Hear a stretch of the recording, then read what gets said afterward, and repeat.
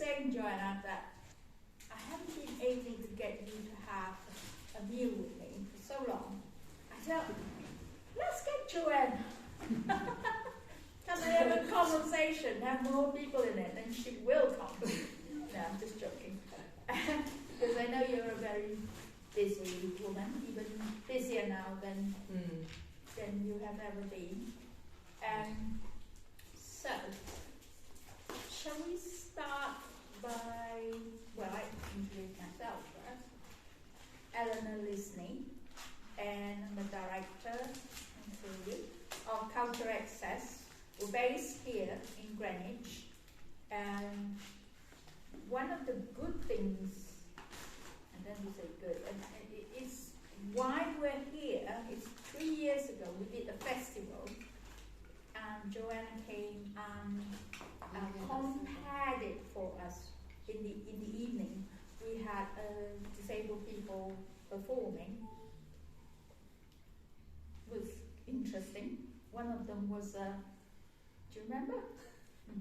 Did a Hoover thing, and it was a interpretive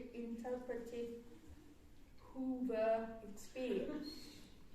Yeah, basically the person was hoovering for maybe like 10 minutes, but it was artistic. So Eleanor finds that a bit giggly because she didn't quite appreciate the artistry. I did, because it was my PA or my ex-PA. Was it? Yes. He said, he's now on our steering committee, he said it was to express his experience of being a PA. Yeah, because he wanted to see the reactions of people hovering around them. And a lot of people then afterwards say, what was that all about? So I was saying, well, it's interpretive, whatever. And you get interpretive art, right? So why can't it be performance? So, there we go. And then, of course, that was like 2019, and almost immediately after that, was the pandemic. So we kind of didn't do much. But what Cultural Access did was we did a series of videos, intersectional videos, about, the first one was for Black History Month, which was, there's someone? It's Yannick. Hi Yannick, good to see you. And you're not late, we're just doing the introduction. I am late and I'm very, very sorry. No, don't be, you're not that late. Thank you. Yeah, so it was the pandemic, and the first one, we had a series of videos, and one was for the Black History Month, and with both Joanna and Yannick took part, and we were talking about what does being black and being disabled mean. And then after that, I thought, then we should have one, what does it mean to be disabled and people of colour.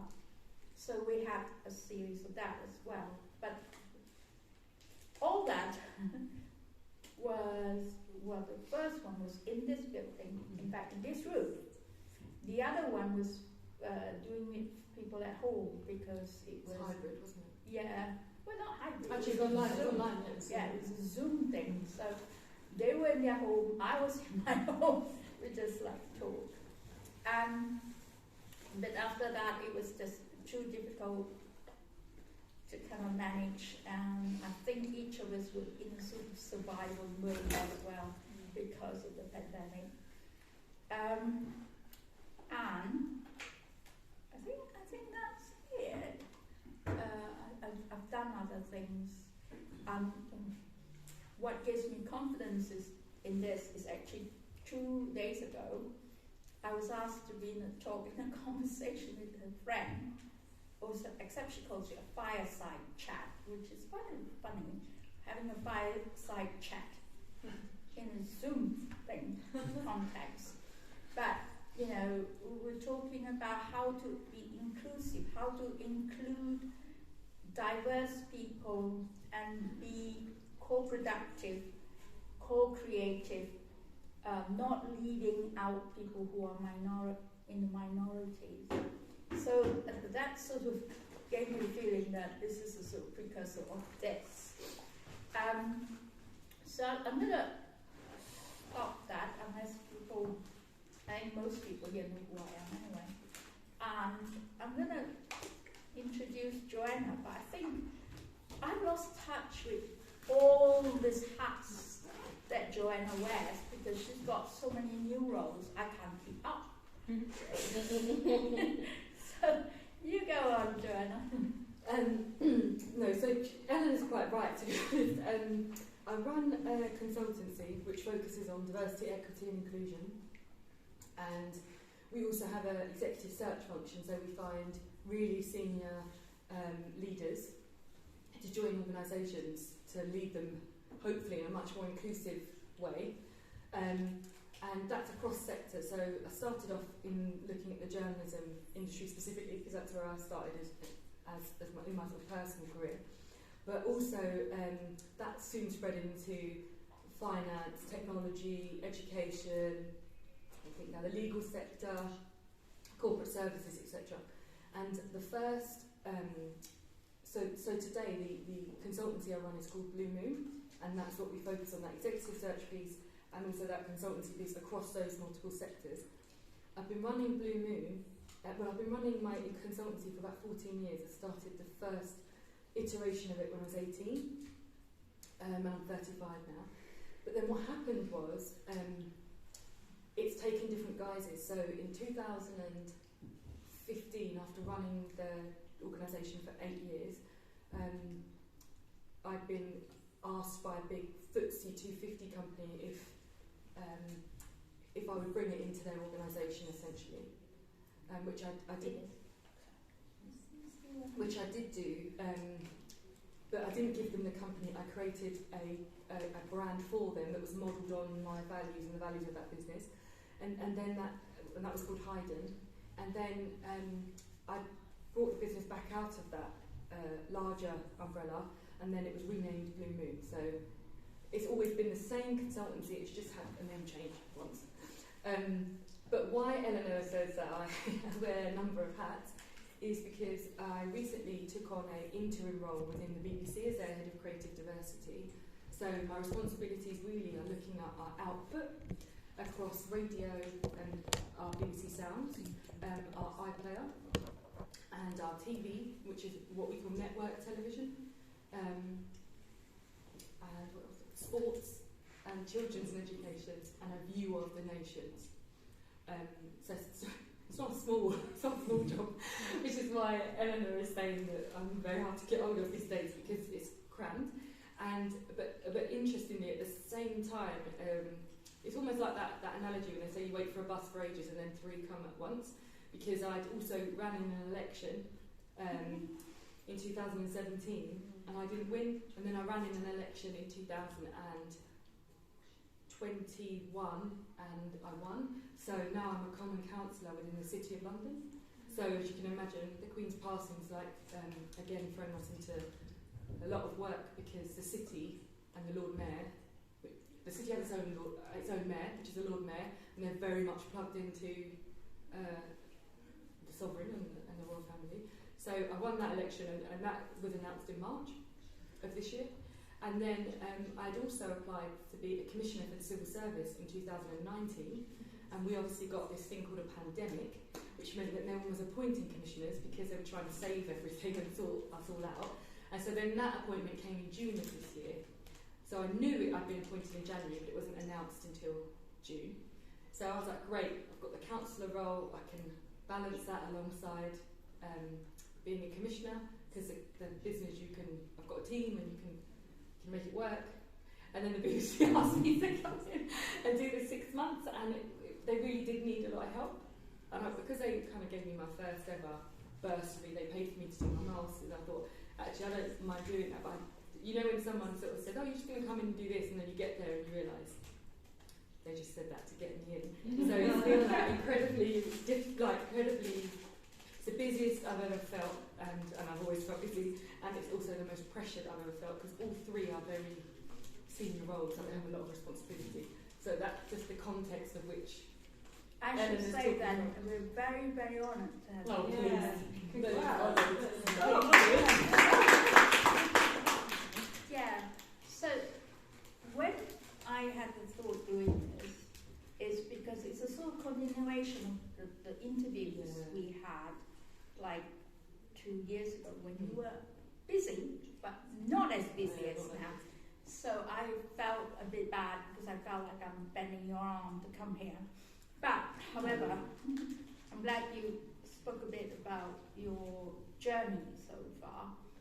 Now, in the terms of your sort of diversity role, has that changed in any way? I know that you said that they're big jobs, but how do you think that has changed sort of your views on diversity in terms of yourself and in terms of sort of how people see you or how you see yourself?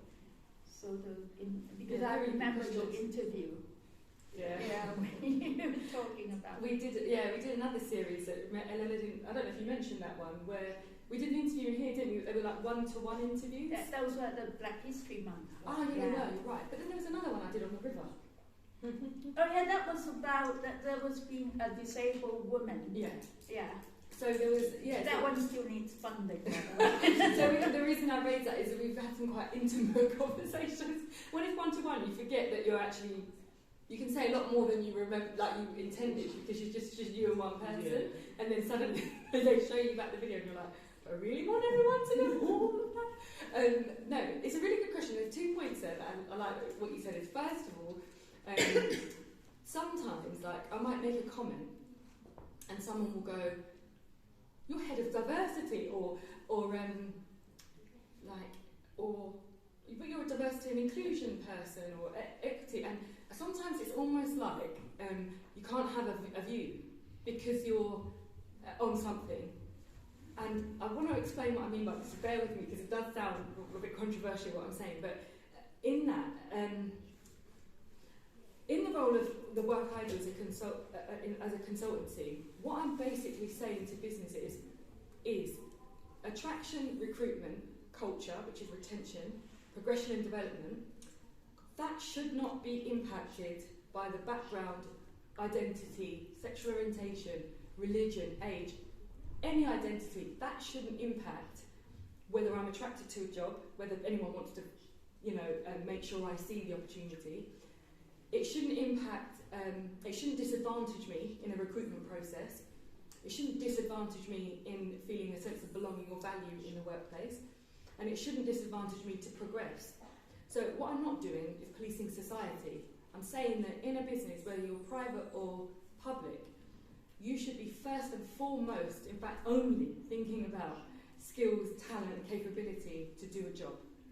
So what I'm not saying to you is, as a Muslim, when you come into this workplace, you're no longer Muslim. I'm not saying that. I'm actually saying come to this workplace as a Muslim, for example.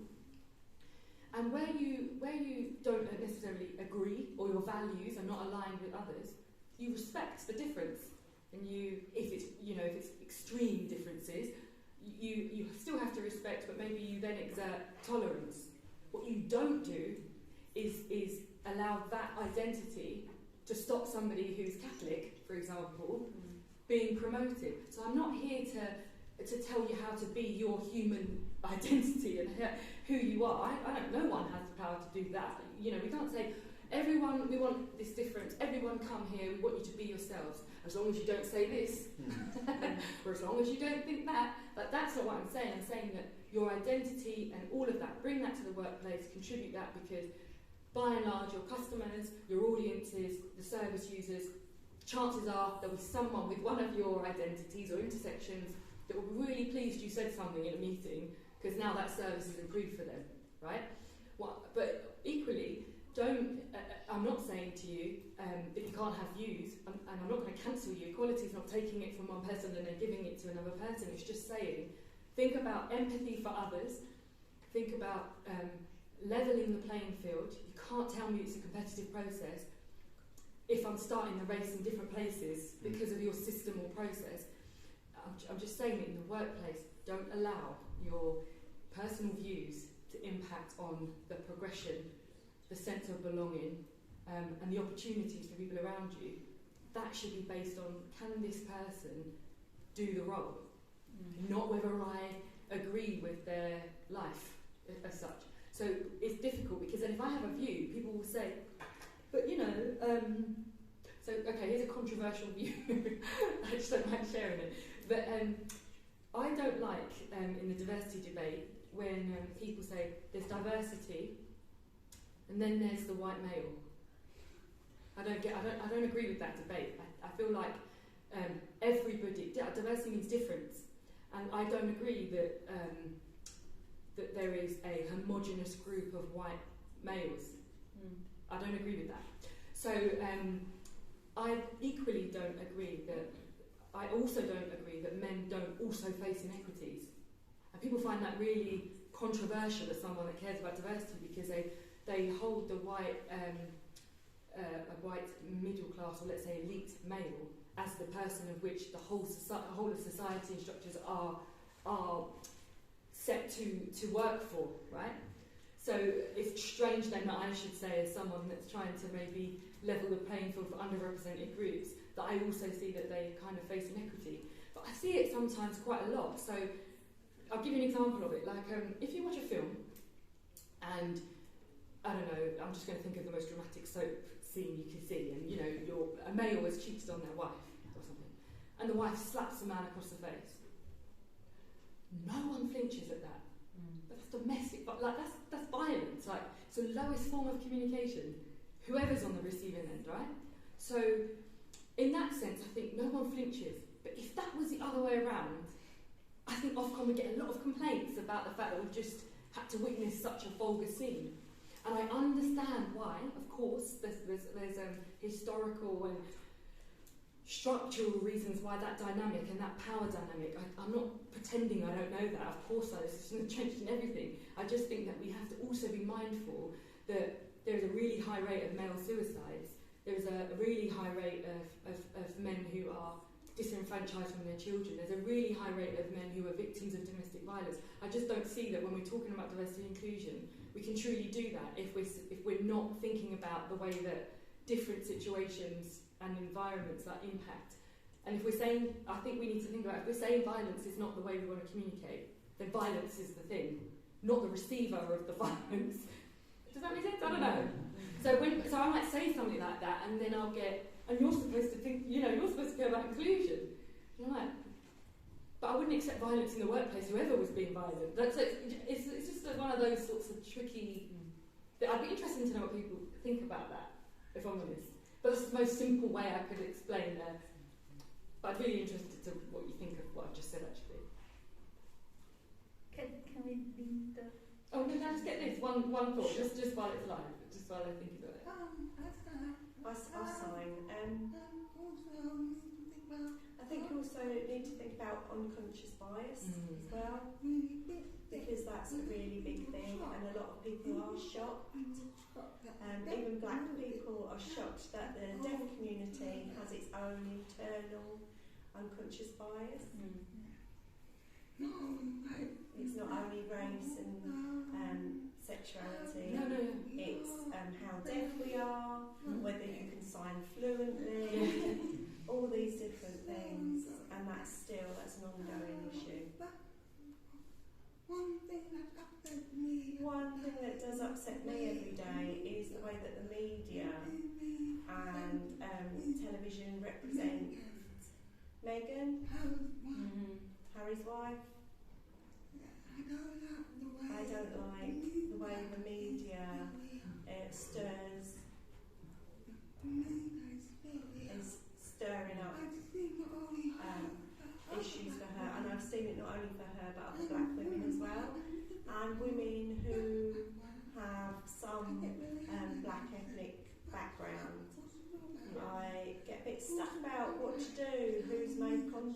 to tell the media to stop because the bias is so obvious. Yeah, definitely. I think in that instance, absolutely, especially with like in the case of Megan, and we see it with others. But we see it with others. I guess what I'm with that though,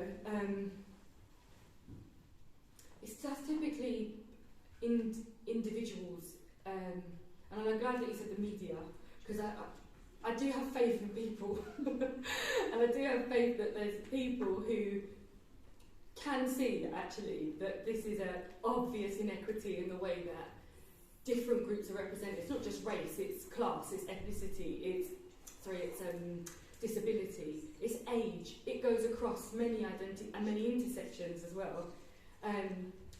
But I think those instances in the media are down to who's leading the agenda, whether there really is impartiality at the root of or at the heart of news. And do you know what I mean? Are we delivering facts, or are we giving our facts with a slice of opinion? Do you see what I mean? So it's I do think there's that I feel is contained in, and it comes down to us needing to, and like consultancies like mine or people that work in these organisations, to constantly challenge using the positions of power that's leading some of the narrative and the rhetoric and the agenda around the stuff. You can say something? Yeah, I've probably got a fairly unique experience being Irish, having grown up as the hated minority. Irish people were feared and hated, and when I was growing up, I'd watch English channels, and comedy shows told us we were all stupid. We were suspected. In 1992, I travelled through Heathrow Airport, and I flew into the Irish arrivals area and went through a high security corridor where my picture was taken. It was checked against things.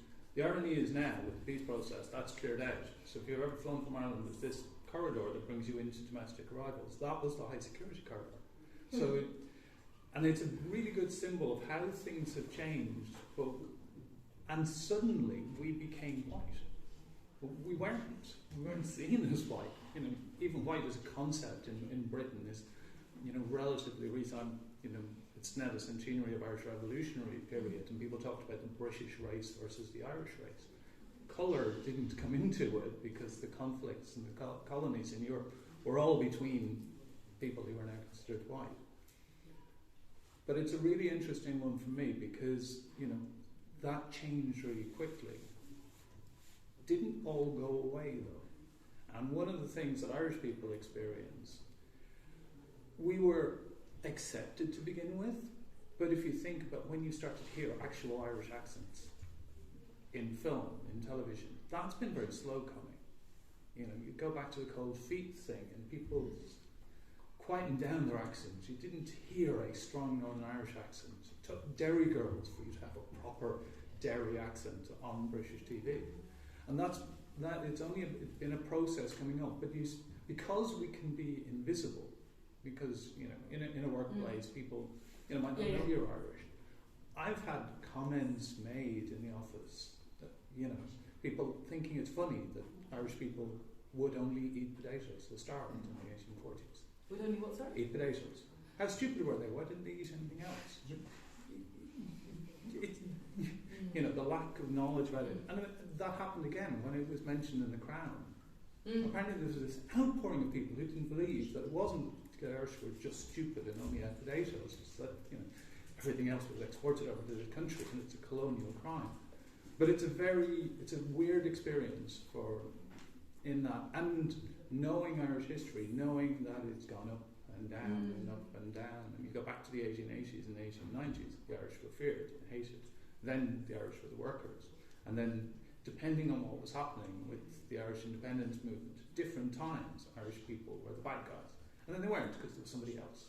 You had the Windrush generation, so the Irish weren't quite as bad, but then you did get the kind of no blacks, no Irish, no dogs type sign. Sorry, Donica. So, but yeah. Can we go back to something I was thinking about the sort of diversity thing? Can we go back and think, because I mentioned that 2 days ago I had this thing, and the quote was, privilege is invisible to to the people who have it. I was just about to talk about privilege off the back of what Jonathan Yeah. said. And I was thinking privilege, because this is also about accessibility, and accessibility in all sense, and I think Yannick will agree with me. It's, I mean, one thing we talk about having reasonable adjustments, and the other thing, because we're in Greenwich, and I've been part of a paper with Greenwich University about how black and minority organizations have been left out of funding and all that, and people don't seem to realize it. They just brush it aside, and it goes back to the sort of privilege and power, and go back to accessibility. I always say accessibility and racism, ableism and ageism, they're all sort of not always on the same path. It's the same thing. It's just talk about, you know, the different identities that we have, and when they intersect, it makes it even worse. So, I know you're kind of in a different field, but quite a few of us probably are also, maybe not so much, are in talks about funding and how smaller organizations, for example, Culture Access is a grassroots organization. The bigger charities, kind of bigger organizations, kind of, you know, take the, can I say gender? Maybe that's the wrong word to use. No, I know what you mean. But I think it's interesting, that concept of that topic, of the funding piece, because just as someone that now does a lot more work in the city, you can see how decisions are made about funding, and there's lots of pots of money, like millions actually, that you. When I was running my organisations, I didn't realise it was quite so much, because you'd always get a no. You kind of have the impression that everyone was short on it, but then there's these funds that literally millions in them, and I think that's an access in a different way, because it's understanding the language to use to fill out these forms in a really convincing way. Number one, I think that people who are sort of the gatekeepers to these funds want to make sure that the impact can be measured. So they also want to really be able to trust the infrastructure of the grassroots organisation that they fund, so that there's going to be a method of which there is an impact that they can share at committee meetings as to this is why we funded it, Culture Access, because they were able to do X. And if the impact feels small in comparison to its location or demographic, then if an organisation who has found a business model in which they rely on less so on funding and contributions and more so on a commercial model, and then the funding allows them to do more, then they're going to want that money, or they may assume that money is better spent in those spaces because they know they'll be able to measure it, and ultimately it can work from a PR perspective, it can work from a shareholder's perspective, it can, I guess everyone's wanting that money to go as far as it can, and so the disadvantage that smaller groups have is being able to articulate the value. So that's why I say it's about the language. It's about saying this may be a small pool, but in relation to the environment and the community in which they're in, that is a high risk pool of individuals that without this access or support or whatever intervention that organisation is supplying, will fall short of other opportunities. So I think it's always about how astute you are and how much training you've had in being able to sell a compelling story. Because some organisations who are at grassroots level and are much, much smaller than the average organisation don't do hardly anything actually, but they do, and there's other organisations you think, why did they fund that when this organisation's doing this? They just knew how to say it. They just knew how to articulate their value. Or they can afford to pay somebody. Yeah, that's what I'm saying. They found a way to do it. When I first set up my first charity, when I was 18, we tried to avoid. So we went down a commercial route, then we ended up with charity status. But then later on, we were a social enterprise, and we really tried to avoid funding, because what would happen is you'd have all this impact in a particular community, and then that would have to stop as soon as funding stopped, and then there'd be such a disenfranchised, demotivated, really apathetic group of individuals, because they suddenly felt like, oh, we've just been dropped when we were just about getting somewhere, when we finally started to feel the equity, like the ground levelling a bit for us all, and now the money's been pulled.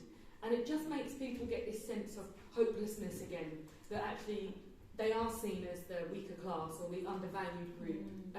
So I always encourage organisations, of course funding's important, but if you can find a way, a commercial model, I would encourage that route, because you can start to predict cash flow, understand patterns in a year. You can just get a little bit more creative about how you do things, and then when you've got that model, it can be more reassuring to independent donors and individuals that you've got that acumen and infrastructure, even if you're two people, to really measure the impact, and that I think can be a bit more convincing when you're trying to explain or articulate the value that you bring.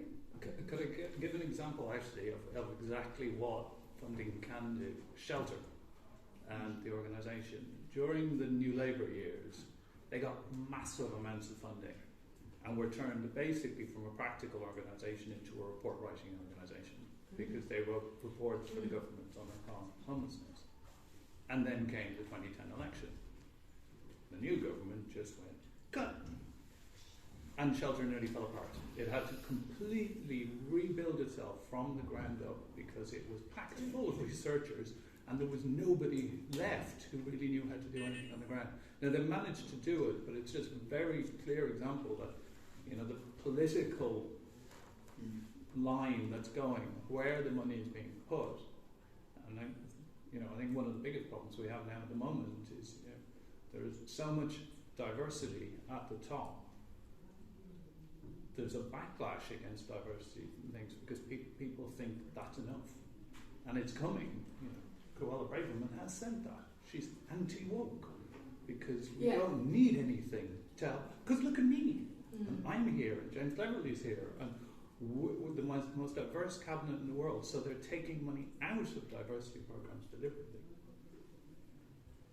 I think with that point around that, the word woke really irritates me.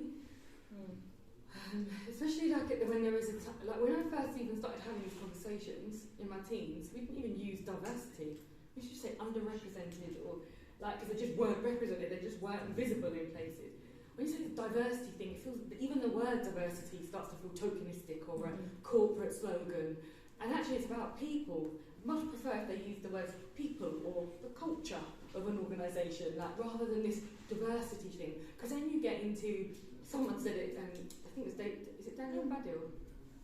Daniel? Yeah, he wrote a book called Jews Don't Count. And in this book, I was reading it, and he was talking about the fact that there was identity politics and identity hierarchy. And he's arguing the point that when you do the diversity thing, you then can get the infighting of what causes more, important, or rather than thinking about the intersectionality actually of many of the challenges. But you get that kind of thing, whereas actually if you talk about just people and an empathy for an experience separate to your own, and as you mentioned, understanding that that your privilege is often blind to you. Do you know what I mean? Because you have it. If you think about it from a more people perspective, human perspective, you get a lot more closer, I think, to not talking about difference in this diversity inclusion language. Often you adopt it, even people like myself will adopt it because that's the language in which corporates speak. But really, that sense of belonging and people and culture is probably much more accurate. And by culture, I mean the culture in which you're trying to create to have an impact, to make a change, to create your product, whatever it is as an organisation, to raise the profile of a particular cause. It's more about the people leading it and the culture in which they're operating. So that woke term even irritates me. And at the moment, we're getting a lot of backlash at the BBC about wokeness. And I find it an offensive term because, and I don't envy, if I'm honest, the board or the Director General when I talk about this, because you want to serve audiences, right? Ultimately, that's what the BBC is. It creates output, right? It's a content provider, if you think about it. And so across, like, it's TV or it's radio or whatever, and it's all over the UK, and it's actually when they license it, it can go to other countries, right? And so what you want to do is make sure that people feel reflected, portrayed authentically, in a myriad and a variety of ways, not speaking to stereotypes or easy representations. You want to just feel this myriad and variety of, and I call it incidental portrayal. So there may happen to be someone with a disability in the show, but that show's not about disability, for example, or it's not a disabled victim, it's just a disabled human being. Do you see what I mean? It's like all of that sort of stuff that you want to see coming through. But then you might want to take into consideration the fact that there are individuals who identify as trans women or trans men or people who are non-binary. And then suddenly, if the Director General realises, okay, we have licence fee payers who identify as that, oh, but we can't say that though. We can't talk to those human beings because then we're woke. And then we're under fire for being woke. And it's like, and these other people that pay the licence fee are upset with us because we've identified that there's other human beings who have a different identity to them who also pay a licence fee. Do you know what I mean? So it's that, I don't envy that position because, and this is what I keep trying to get to, you don't take from someone and give it to another person. They're supposed to be, who are we, anyone, to tell somebody how they should identify? There's sorry, I'm just going back to the sort of access, and I think there's a lot of what you're saying, but in my mind it's also thought that there's also, for a lot of people, there's also a lot of ignorance. For example, when it comes to access, just go back to the very basic funding, right? You ask for support, access support, and very often people don't understand why you need BSL, for example, or why would you need to give allowances just in case, like I've been in committee which we haven't been able to work for 2 years. Why? One person ended up with COVID, ended up in hospital. Another person had personal care, personal assistant difficulties in a package and ended up in bed, for like 2 years because they couldn't get the right people to get them out of bed, blah, blah, blah, that kind of thing, and one person ended with huge mental health issues, and that was the team, that sort of thing which could stop projects from happening. So whenever, for example, I'm talking about myself, whenever I start a project, I have to realize that I have to put those risk assessments in. So I can't sort of say, oh yes, let's have a 3-year project because, we can do this. But then I also have to tell the funders, these are the risks. 1 year I had, we had the money to hire somebody, and that person had diabetic problems and couldn't work anymore. And I didn't have time to find someone else. I ended up doing all the work. Is that kind of thing. When I say people need, I know about, you say about work, but you also need people who understand, who have taken the trouble to figure out what are the issues. For example, if you're dealing with disabled people.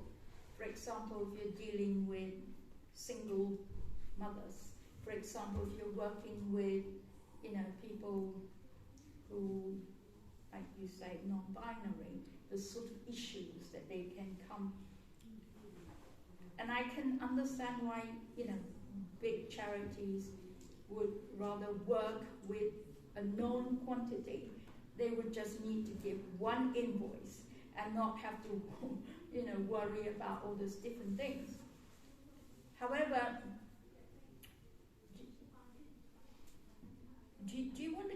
on that, or I was thinking, looking at the time, I should give some time to the audience, although I know we've already kind of had some questions from the floor. Talk about that.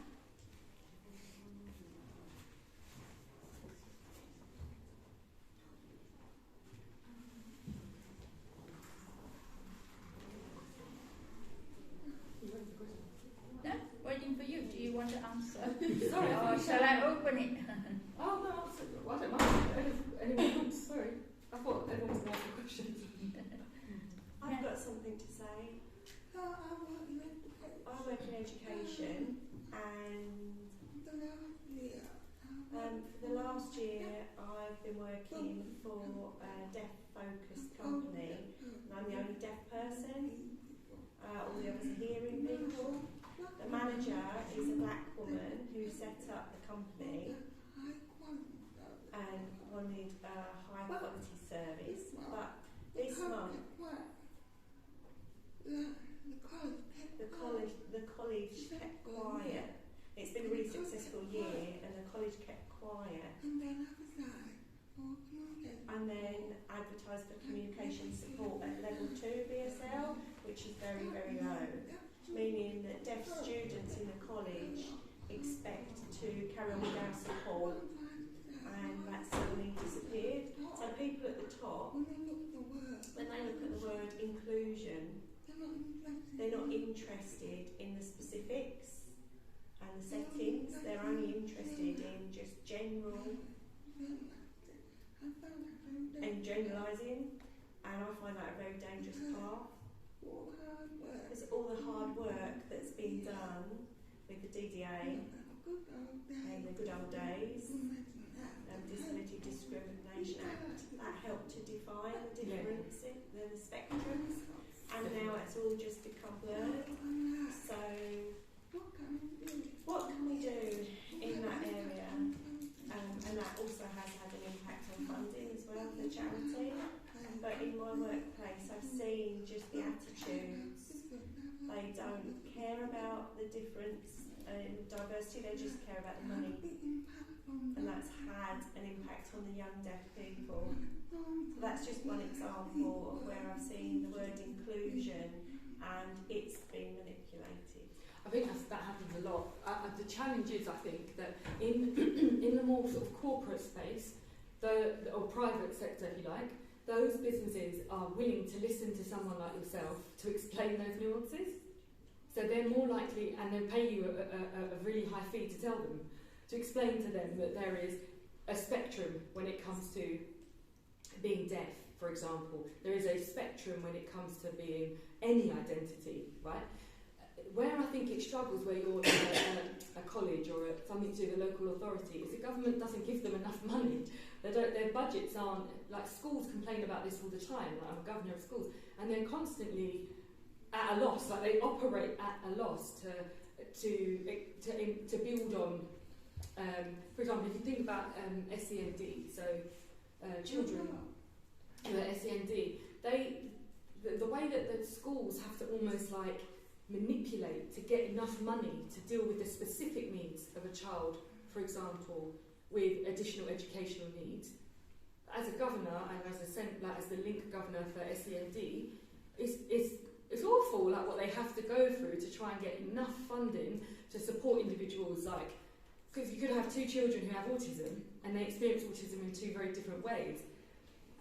But so anything I think that's funded out of the government pot, I think is like, it's so dependent on who's sitting in power and how much value they place on a particular need or what their agenda is. Whereas I think when you're in the more private sector, where I tend to spend, in terms of my consultancy, more time, they are trying to, I'm not saying they've got it right, I'm just saying they are trying to understand how their users, how their audiences, how their customers, and all of their varying identities will experience their product. So they would, I think they're much more open and have the commercial opportunity to pay for that more specific, nuanced, lived experience that can break down, you know, the different experiences that any identity may have. You know, as I say, And there's one lobbying group at the moment called the Underlying Health Conditions.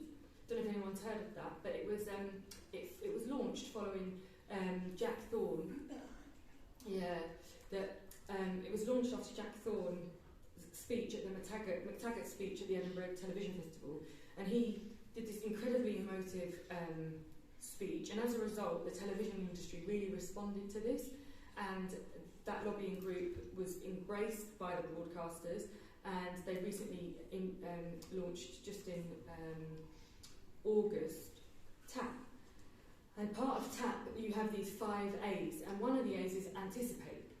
And so a lot of the work that we're doing around disability, certainly from my colleagues who lead on disability, is to encourage anticipation as one of the 5 A's. I'm just taking that A, for example, because I'll give you an example.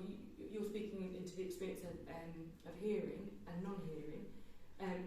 There was a lady who has dwarfism, and she was talking about the fact that she was invited onto a show, not for I don't know what broadcaster it was, but she was invited onto a show, and the chair was a high chair, and it was also a swivel chair.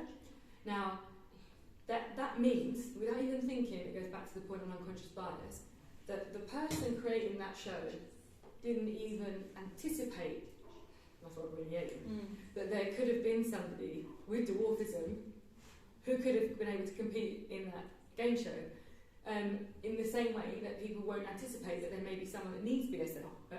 They're not anticipating those needs, which is why I think there are so many groups, in particular the disabled community, and I would say disabled, deaf and neurodivergent community are often so overlooked, because that anticipation and visibility that there's an experience that's not able-bodied, there's a lived experience that's not able-bodied, I just don't necessarily think that it's being thought of, and if it is being thought of and it's not, and it's in public sector, it really depends on who's handling the purse strings to be able to do enough around that. Which is why, as I say, if there's smaller organisations that have that expertise, yes, apply for funding, and if you can get backing from a big private piece, it's even better. A company in the corporate, like especially finance sector, and it's really important. But if you're looking at it's really useful, but if you're not able to get access to that, that's why I encourage that you find a commercial model, because then when you've got that, you can start to charge businesses for the information that you have, which would talk to the fact that it's a nuanced lived experience of not being able to hear. What are the other A's? I'm trying to remember them. Yeah. Do you know why? Because I also run a all-party parliamentary group, and we've got 5 A's around creative majority. They're different A's. They're different A's. They're ambition, allyship, adaptability. Like, it's a totally set of different A's. I'm not going to tell you right now what they are. Also, what you're doing now, I was going to say that it's nearly 5. Yeah, I'm going to we show should, that. we should think about closing most of this. I don't know what time the line is once it's out of here. And I'm just going to say, Joanna, you've been very quiet. And just wondered if you want the last question. Or the last speech. Yeah. Whatever. You do wear so many hats. There's so much. I wish I'd brought a notepad.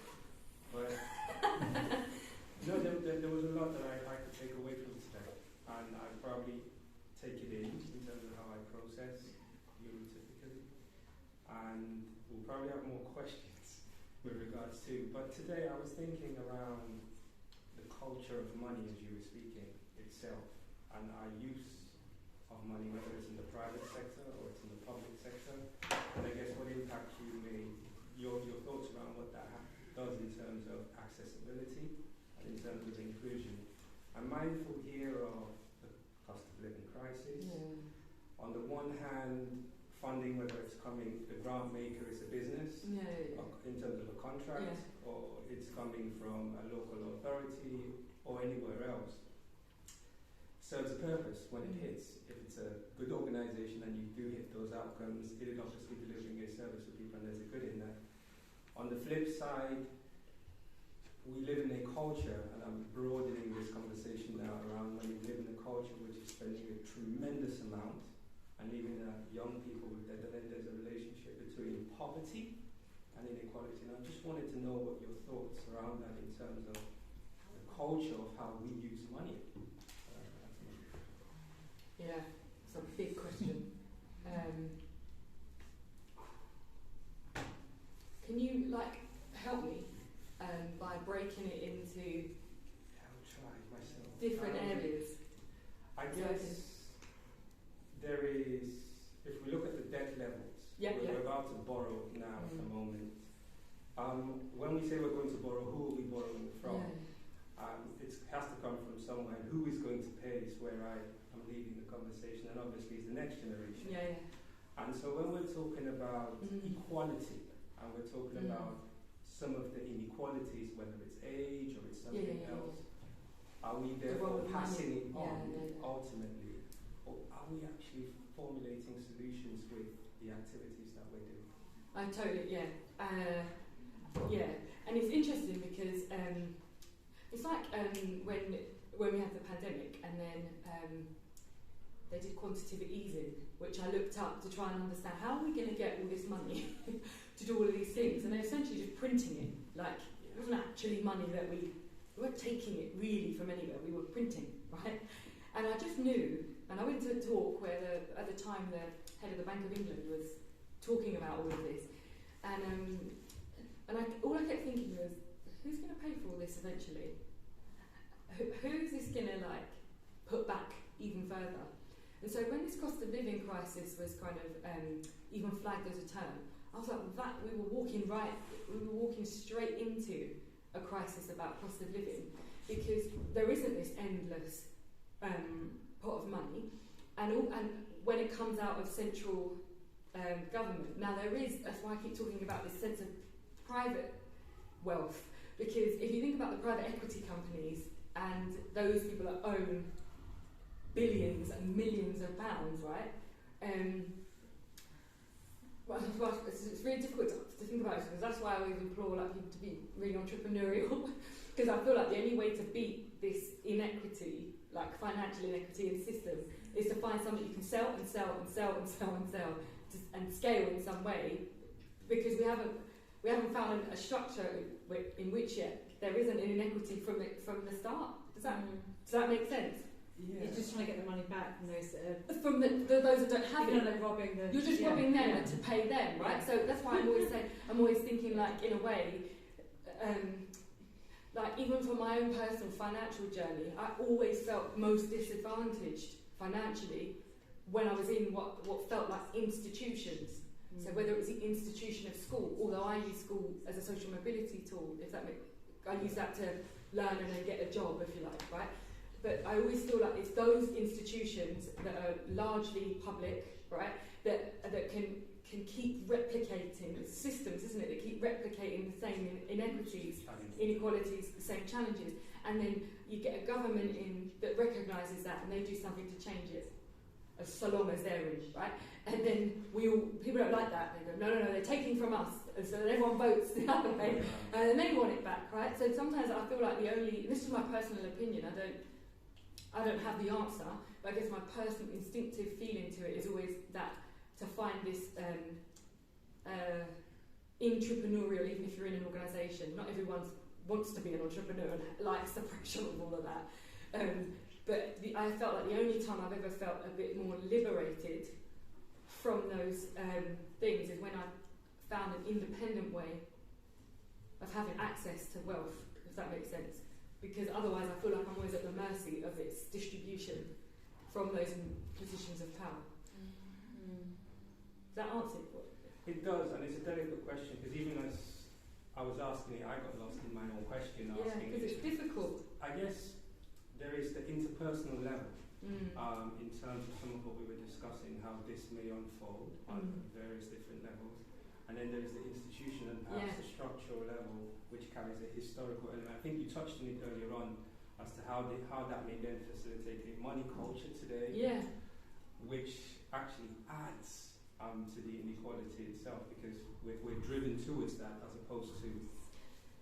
And just to add on that, it's interesting when you say the point about, which is why I was asking you to break it down, because I also have another view, which was when you mentioned about the next generation.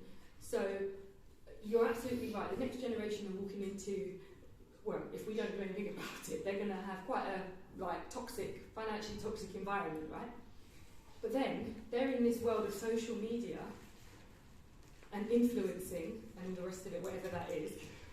I have my views on that. But and so in a way people have used that to become very entrepreneurial, very wealthy, and so to some extent like good on you. You know, if you failed in some ways by a system, or the system didn't work for you, and you found a way to keep the lights on and to remove that burden from your next generation, then by all means, right? But then there's this element though that you think about the well-being and the mental health of that group of individuals who are going to be in reality facing this quite challenging, as an understatement, financial situation, but while feeling the pressure of having to present as much more financially successful than they are. And that's a hard conflict. Like hip-hop. Yeah, but even with hip-hop, for example, below influencing, you've got OnlyFans. This is great, sorry. I'm just conscious of the time, and I'm conscious of Nikki, because she's working for a whole hour on her own. So yeah, it's a feel free to talk. I just want to say thank you to Nikki, and whether she, continue or not. So. Just to add to what Joanna was saying, actually below influencing is one thing, but actually OnlyFans, porn, is now becoming the choice for so many young people. And away they are making money. People are paying their university fees in porn. But the long-term impacts that may have of that, of literally selling yourself. I think I picked up on your very strong point about the giving, external giving, outside of myself. I'm just trying to figure out, what is our solution? Because really everywhere you go there's problems. There's a barrier, an obstacle. So can we embrace racism? And that's a bit of a controversial way of looking at it. That my mother doesn't like me every day. Let's start from there. I don't like her every day. There are some days when we're close, there are some days when we're not close. That goes for my sister, my auntie, my uncle. But there's an expectation. I think that we should all be together as a product of the history as well. And I'm wondering, I think we had a debate in one of our meetings the other day about discrimination and whether it can be eradicated or it can be faced or managed. And in writing our terms of reference for our board, some of them wanted to use the word eradicate as a starting point, and some of them want to say, well, work on eradicating because you cannot really eradicate. I think the word was racism at that point in time. And it's just got me thinking around, as the lady was speaking about disableism and the challenges within the context and the sub-contexts that for how this applies. But what is the root issue is where my head is going. And if it's discrimination, there's the positives to that, isn't there? And then there's the negatives. And I'm still playing around this, well, how do you deal with the root issue? Hence the giving externally, I'm thinking, well, that's what Do you know what? I think it's interesting because even when you use the word eradicate, how would I measure if that's happened? How do I measure that? Do you know what I mean? Because, I don't think there's many people that would say, I'm racist. Right? Do you see what I mean? I would. You're not on Facebook enough. No, that's what I mean. That's what I mean. That's what I mean. So there's lots of people that would, but I mean, in a place of work where you've got a terms of reference that says we're eradicating it, and that's what I said. It's about we're saying come to the workplace, but so long as you think like me, which is a contradiction because you just said bring yourself. But if I bring myself, I might have racist views, right? So when you say eradicate, if I know that racist views aren't welcome here, but I still want to get paid, then I'm going to present that I don't have racist views. So you could teach me, and that's why I always say the challenge of sort of anti-racist behaviour training and unconscious bias training is, so now you just might make me an incredibly sophisticated racist in that, do you know what I mean, I've learned all the ways to present as anti-racist, but at my core and all my values, I'm not changing anything. I just know how to look like I'm anti-racist now. Like I've mastered that act and that performance, right? So when people say we're going to eradicate something, like how? How do I police a brain that I can't get into? I can't even police my own sometimes. Do you know what I mean? So many of us are dealing with so many mental health challenges that if we could police that, we wouldn't be in the situation that we're dealing with sometimes mentally. So, do you know what I mean? So I think it's really interesting when you say that. I think I think we have to be careful of what you said. So that's what I was trying to, the message I was trying to land earlier is when you said, you know, sometimes I don't like my mum, sometimes, you know, even in your own culture you can criticise each other and use your colour you can criticise using your own colour. Like, my dad says all the time, I'm mixed race, my dad might say things like, typical of... How do you dislike somebody? Sorry? Some say we can't dislike people for anything personal anymore, but there are some things for whatsoever reason that we do dislike certain Of course. things. And that may not necessarily lend to racism or sexism or any kind of deisms that exist. Yeah. And I It's clear something out... else. Yeah, I agree with that. No, I agree. I totally... So how do I dislike the next person, like, because I'm comfortable in a relationship with my mom, so I would tell her as much as I dislike her. And in that communication, sometimes we're able to move forward so long as because it's my mom. But she does some awful things too, like any other human being. I'm not as a biased child, we all have this view, don't we? Yeah. Sorry, these are just thoughts I play No, I around think with it's myself important, in terms of but I think in the my own biases. Yeah, but I think in the workplace, that's what I'm saying. It's impossible, and like I'm of no more value than the next person. So it's not for me to say what should be going on in your head, right? All I'm trying to say is that please try incredibly hard not to let that influence objective facts about capabilities and skills. Do you see what I mean? Like, you have to think about your objective versus your subjective. It's funny because you brought up Megan, and I went to see Chris Rock and Dave Chappelle at the O2 on Sunday. And Megan, he said a few things about Megan. He said, I don't want to spoil it because it's going to come onto Netflix, but one thing he did say was, does anyone care if I mention it then, if it's going on Netflix actually? He said, asking how dark the skin of a baby is going to be, it's like, that's not racist. Black people ask that question. Black people ask other black people that question. And it was this thing that, like, you can take anything in a context, right, like out of its context and present it in a way that may position it. I was never there. I don't know what was meant by that question.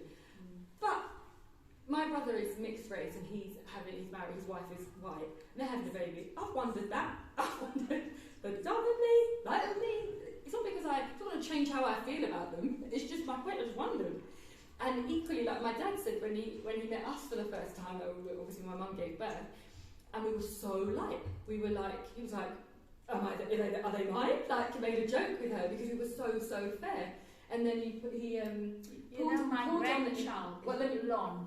Yeah, see, precisely. And then he said that and Chris Rock talks about it, it's like you go behind the ears and you can see where their complexion's going to get to darker. So that could be a curious question to the point. I'm not saying it is or it isn't, I don't know. I'm just trying to present that there is a different perspective sometimes with these points. So how would I ever know or police or know why that question was asked when there could be an innocent argument for that, which is why I was talking about this sophisticated like way of, you could present as, you know, anti-ableist. If you tell me all the right things to say do you know what I mean? Coming from a different lens. I think we can continue afterwards, but I want to officially finish this and thank Joanna very graciously for coming. Well, thank you for coming. It's nice talking to you. And thank you all for talking at you. And thank you all for coming, because you know you might all decide to moan. You might all have decided to moan for the Queen, and I'll come. As I have been asked a couple of times, is this still happening? So Sometimes. I said yes. Why shouldn't it? Should we, before you go, do you want to take a picture for your culture access? Oh yeah, Twitter. thank you. Not just mine. Don't forget yours. Yeah, sorry. Yeah. Our.